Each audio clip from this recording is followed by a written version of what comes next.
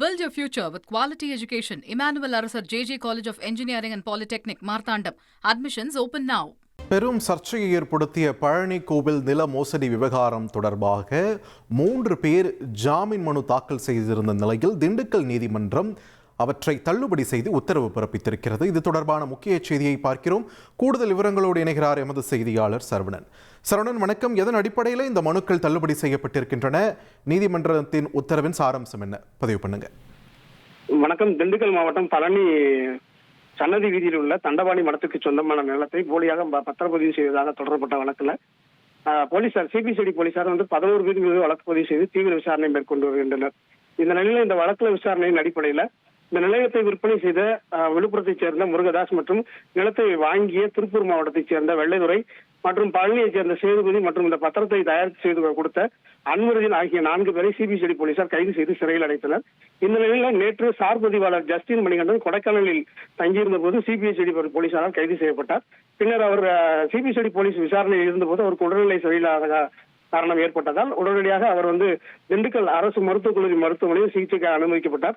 அவர் தற்போது அங்குள்ள இதயநோய் பிரிவில் தீவிர சிகிச்சையில் அவர் அனுமதிக்கப்பட்டு தீவிர சிகிச்சையானது அளிக்கப்பட்டு வருகிறது. இந்த நிலையில் இன்று மதியம் மருத்துவமனைக்கு நேரில் வந்த திண்டுக்கல் மேஜிஸ்ட்ரேட் 1வது எண்ணை கொண்ட நீதிபதி பாக்கியராஜ் நேரில் விசாரணை நடத்தினார். மேலும் விசாரணைக்கு பின்னராக அவரை வரும் 21ஆம் தேதி வரை நீதிமன்ற காவலில் வைக்க உத்தரவிட்டார். தற்போது போலீஸ் பாதுகாப்புடன் அவர் மருத்துவக் கல்லூரி மருத்துவமனையில் தொடர் சிகிச்சையில் இருந்து வருகிறார். இந்த வழக்கில் தொடர்புடைய முருகதாஸ் மற்றும் சேதுபதி அன்வருதீன் ஆகிய தரப்புல திண்டுக்கல் 1வது மேஜிஸ்ட்ரேட் நீதிமன்றத்துல ஜாமீன் கேட்டு மனு தாக்கல் செய்யப்பட்டிருந்தது. இந்த மனுக்கள் இன்று மேஜிஸ்ட்ரேட் பாக்கியராஜ் முன்பு விசாரணைக்கு வந்தது. அப்போது சிபிசிஐடி தரப்புல வழக்கறிஞர்கள் ஆஜராகி தற்போது விசாரணை தொடக்க கட்டத்தில் இருப்பதால் இவர்களுக்கு ஜாமீன் வழங்க வேண்டாம் என ஆட்சேபனை தெரிவித்தனர். இதைத் தொடர்ந்து 3 பேரின் ஜாமீன் மனுக்களையும் மாஜிஸ்ட்ரேட் பாக்கியராஜ் தள்ளுபடி செய்து உத்தரவிட்டார். இந்த வழக்கில் ஏற்கனவே கைது செய்யப்பட்ட 4 பேரும் 3 நாள் நீதிமன்ற காவலானது வழங்கப்பட்டது. இந்த நீதிமன்ற காவலானது இன்று மதியத்துடன் முடிவடைந்த நிலையில சேதுபதி, வெள்ளத்துறை மற்றும் அன்வருதீன், முருகதாஸ் ஆகிய 4 பேரும் திண்டுக்கல் நீதிமன்றத்தில் இன்று மீண்டும் ஆஜர்படுத்தப்பட்டு மதுரை மத்திய சிறைக்கு அழைத்து செல்லப்பட்டிருக்கிறார்கள். இந்த வழக்குல முக்கிய குற்றவாளி என்ற கருதப்படக்கூடிய ஒட்டஞ்சத்தைச் சேர்ந்த பத்திர எழுத்தரும் இட புரோக்கருமான ஜெயபிரகாஷ் என்பவர் வெளி மாநிலத்தில் தலைமறைவாகியுள்ளது சிபிசிஐடி விசாரணையில் தெரிவித்திருக்கிறது.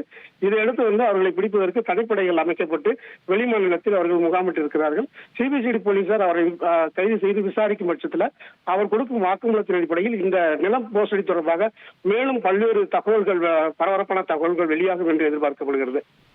நன்றி சரவணன், உங்கள் விரிவான தகவல்களுக்கு. Build your future with quality education. Emmanuel Arasar JJ College of Engineering and Polytechnic, Marthandam. Admissions open now.